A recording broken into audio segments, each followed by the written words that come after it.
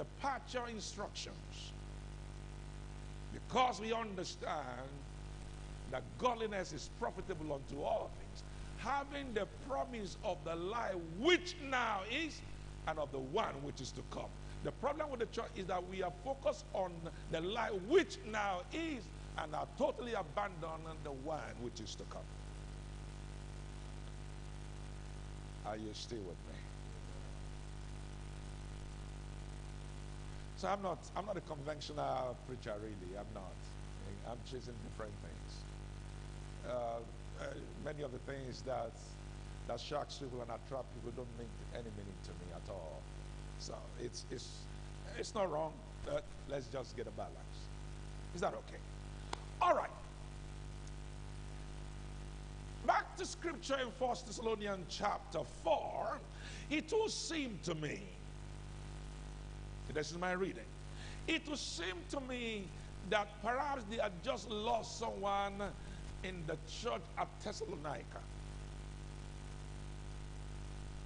And probably they were grieving over the loss of that individual or those individuals.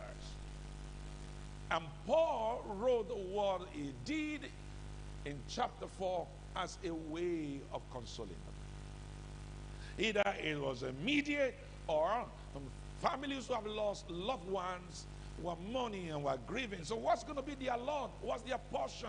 And that's why I believe he wrote this. He said, but I do not want you to be ignorant, brethren, concerning those who have fallen asleep. And take note, he didn't use the word for those who died. He said for those who have fallen asleep. Because Henry says,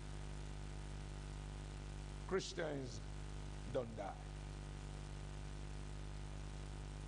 We are already dead to sin, and if you are dead to sin, you are alive to God, you are alive forevermore.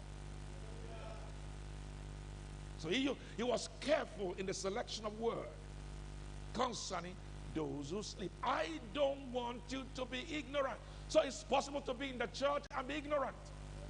And there are so many people in the church today who are ignorant. Yesterday at the beginning of my teaching, I said, there are so many doctrines in the church. And by the way, God taught me something this morning, and it's beautiful. Hey, God's going to help me today because the way I'm going, God taught me something this morning. It's very powerful. And what's that? That someone taught something that is not in sync with Scripture does not necessarily make him a false teacher.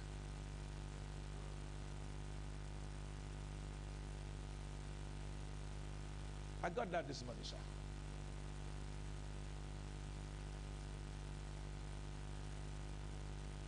There is a measure of intentionality to becoming a false teacher.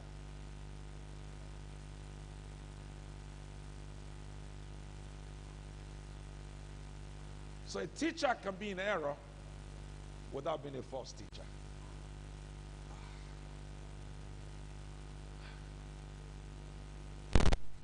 So this light I got this morning can make you tolerant